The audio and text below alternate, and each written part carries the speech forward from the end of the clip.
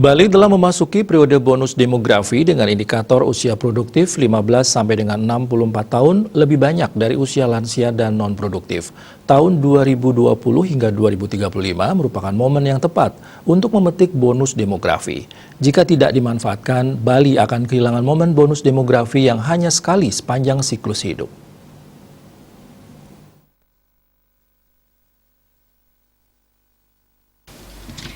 Kepala Pusat Penelitian Kependudukan SDM Universitas Udayana Dr. Igusti Wayan Murjaniya SEMSI mengatakan, Bali telah memasuki bonus demografi sejak tahun 2012 dengan indikator persentase penduduk usia produktif lebih banyak yaitu 70,69%.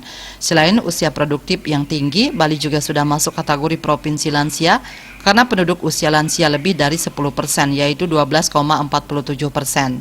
Bali masuk provinsi keempat setelah Yogyakarta dengan penduduk usia lansia 14,71%, Jawa Tengah 13,81%, Jawa Timur 13,38% dan Bali 12,47%.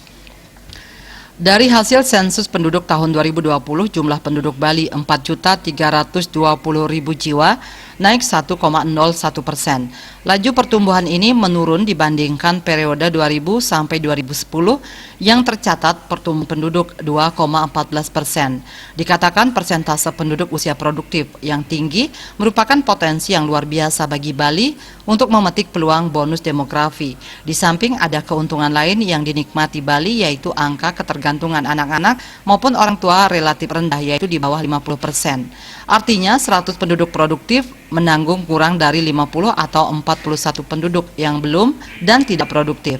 Ada syarat untuk memetik bonus demografi, diantaranya usia produktif telah memperoleh kesempatan pekerjaan yang baik dan produktivitasnya tinggi.